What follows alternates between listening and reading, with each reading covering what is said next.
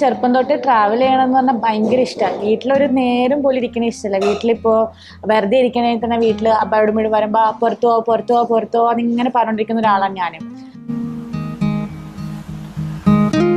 യാത്ര എന്ന് പറയുമ്പോൾ ഞാനൊരു സ്കൂട്ടി എടുത്തിട്ട് നമ്മൾ വാൽപ്പാറ മലക്കപ്പാറ വഴി പൊള്ളാച്ചി വഴി പോയ യാത്രയാണ് എനിക്ക് എപ്പോഴും എൻ്റെ ലൈഫിൽ യാത്ര എനിക്ക് വേണ്ടി ചെയ്തതായിട്ട് എന്തെങ്കിലും ഒന്ന് പറയാനുള്ളത്.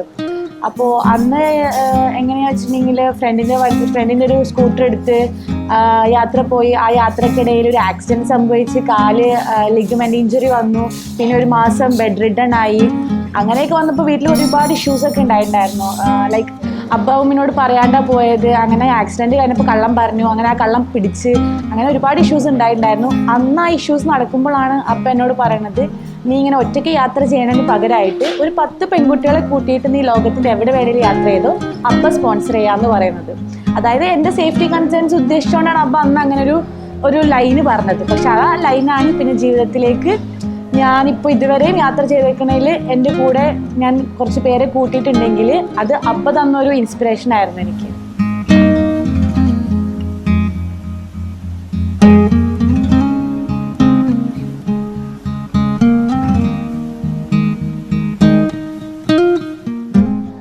ഇതുവരെ ഞാൻ ഇന്ത്യക്കുള്ളിലും ഇന്ത്യക്ക് പുറത്തായിട്ട് ഒരുപാടൊന്നും പറയാനില്ല. പക്ഷെ എൻ്റെ കയ്യിൽ ഒതുങ്ങാവുന്നതും എൻ്റെ പ്രായത്തിനനുസരിച്ച് ഞാൻ ഏൺ ചെയ്തുകൊണ്ട് യാത്ര ചെയ്ത ഒരുപാട് സ്ഥലങ്ങളുണ്ട്. എന്നാലും ഒരിത്തിരി ഫേവറേറ്റ് ആയി വരാൻ ലക്ഷദ്വീപാണ്. കാരണം നമ്മൾ ഈ വീഡിയോസും ഫോട്ടോസും കണ്ടിട്ട് യാത്ര ചെയ്യലാണല്ലോ യൂഷ്വലി ഉണ്ടാകും. അല്ലെങ്കിൽ ഒരാൾ പോയിട്ട് ഓക്കെ അടിപൊളി സ്ഥലമാണ് നമുക്ക് പോകണം എന്ന് പറഞ്ഞ് പോയിട്ട് ആ സ്ഥലം നമ്മുടെ കണ്ണുകൊണ്ട് കാണുമ്പോൾ ഒരു അനുഭൂതി ഉണ്ടല്ലോ, അതെനിക്ക് ഏറ്റവും കൂടുതൽ ലഭിച്ചേക്കുന്നത് ലക്ഷദ്വീപിൽ നിന്നാണ്. കാരണം ആ വെള്ളത്തിൻ്റെ കളറും വെള്ളത്തിൻ്റെ അടിയിലെ കാഴ്ചകളും, നമ്മൾ ഈ വെള്ളത്തിൻ്റെ അടിയിലെ കാഴ്ചകളൊക്കെ റെയറസ്റ്റ് ഓഫ് ദ റെയറാണ് നമ്മൾ കാണുന്നത്.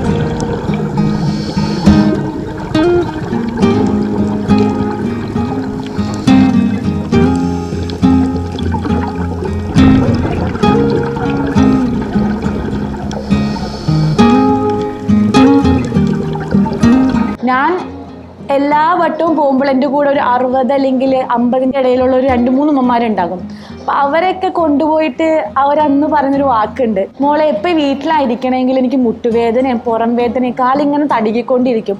ഇപ്പോൾ ഈ ഒരു 4 ദിവസം മുട്ടുവേദന എന്താണെന്ന് അറിയത്തില്ല, തലവേദന എന്താണെന്ന് അറിയത്തില്ല, അല്ലെങ്കിൽ ഇല്ലാത്ത അസുഖങ്ങളെക്കുറിച്ച് നമുക്ക് ചിന്തയേ ഉണ്ടാവില്ല. അപ്പോൾ അവരന്ന് പറഞ്ഞൊരു വാക്കാണ്, അസുഖം ശരീരത്തിനല്ല മനസ്സിനാണെന്ന് പറഞ്ഞത്. അപ്പം അതൊക്കെ കേട്ട് തിരിച്ച് വീട്ടിലെത്തുമ്പോൾ ഉള്ളിലൊരു കുറ്റബോധം, അല്ലെങ്കിൽ നമുക്ക് നമ്മളോട് ഒരു പുച്ഛം തോന്നുന്ന ഒരു സമയം വെച്ചിട്ടുണ്ടെങ്കിൽ ഇത്രയും ഉമ്മമാരെ കൊണ്ടേ കാണിച്ച് എൻ്റെ ഉമ്മാനെ മാത്രം എവിടെയും കൊണ്ടുപോയിട്ടില്ല എന്നുള്ളൊരു സങ്കടം എപ്പോഴും ഉള്ളിലുണ്ടാകും. പ്രാവശ്യം കഴിഞ്ഞ ജനുവരിയിൽ എൻ്റെ ഉമ്മി 10 ദിവസത്തിന് ലീവിന് വരുന്നത് പറഞ്ഞപ്പോൾ തന്നെ ഞാൻ ആദ്യം പറഞ്ഞത് 4 ദിവസം എനിക്ക് തരണം. ഇങ്ങനെ ഒരുപാട് സ്ഥലങ്ങളിൽ കൊണ്ടുപോകാൻ പറ്റി.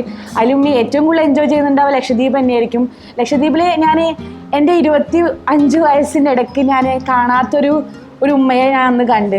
എല്ലാം സ്കൂട്ടർ ഞാൻ ഓടിക്കുക, എല്ലാത്തിനും ഉമ്മയായിരുന്നു ഇനീഷ്യേറ്റീവ് എടുത്തിരുന്നത്. അപ്പോൾ എനിക്ക് തോന്നുന്നു എൻ്റെ ഉമ്മ അന്ന് എൻ്റെ ഉമ്മിൻ്റെ പഴയ കാലം, എൻ്റെ ഉമ്മിൻ്റെ ഒരു 17-ാം വയസ്സിലേക്ക് എൻ്റെ ഉമ്മി തിരിച്ചു പോയ പോലെ എനിക്ക് അന്ന് ഫീൽ ചെയ്തത്. ഞാൻ ഉമ്മിയുടെ ഒരു കൂട്ടുകാരിയും നമ്മൾ ഒന്നിച്ച് നമുക്ക് വീട്ടിൽ നിന്നും കിട്ടിയൊരു എന്താ പറയുക ഒരു ട്രിപ്പ് എന്നൊക്കെ പോലെയാണ് ഞങ്ങൾ അന്ന് ഉണ്ടായിരുന്നത്. ഓൺലി വൺ ഗോഡ് എക്സിസ്റ്റ് എന്നുള്ളൊരു ബിലീഫിലാണ് നമ്മൾ ജനിച്ചു വളർന്നത് തന്നെ.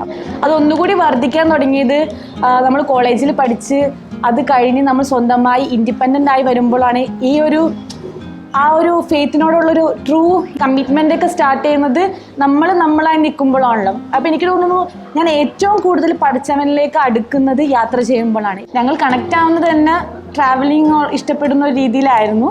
പക്ഷെ മോർ ഓവർ എനിക്ക് തരുന്നൊരു ഇൻഡിവിജ്വൽ സ്പേസ്, അല്ലെങ്കിൽ ഞാൻ എന്നൊരു വ്യക്തിത്വം കല്യാണത്തിന് മുന്നേ ഉണ്ടായിരുന്നു. അത് കല്യാണശേഷം അത് ഒരിക്കലും നഷ്ടപ്പെടരുതെന്ന് ആഗ്രഹിക്കുന്ന ഒരാളാണ്. ഇങ്ങനെ ഒരു സ്ത്രീ ഇങ്ങനെ പുറത്തേക്ക് വരുമ്പോൾ അവരെ കംഫേർട്ട് സോൺ ബ്രേക്ക് ചെയ്തിട്ടാണ് അവർ പുറത്തേക്ക് വരുന്നത്. ഓരോ ആൾക്കാർ വരുമ്പോൾ അവർ സന്തോഷം അറിയിക്കുമ്പോൾ ഉള്ളിൻ്റെ ഉള്ളിൽ എന്നിലുള്ളൊരു ഓക്കെ ഇനി വേണ്ട എന്ന് വെക്കുന്ന ഓരോ ട്രിപ്പ് ഉണ്ടാവും. എൻ്റെ ഇനി മതി, ഇനി നിർത്താം, ഇനി നിൻ്റെതായ കാര്യങ്ങൾ നീ ചെയ്തു പോകുന്നുള്ള രീതിയിലാകുമ്പോൾ ഓരോ ട്രിപ്പ് അവസാനിക്കുമ്പോൾ അവർ തരുന്നുണ്ട് ഇനി എപ്പോഴും അടുത്തത് ഉണ്ടാവുക, waiting for the next one എന്ന് പറയുമ്പോൾ അവരുടെ ഉള്ളിലെ എക്സൈറ്റ്മെൻറ്റും ക്യൂരിയോസിറ്റിയാണ് അടുത്ത ട്രിപ്പിനുള്ള ഫ്യൂവലായി മാറല്.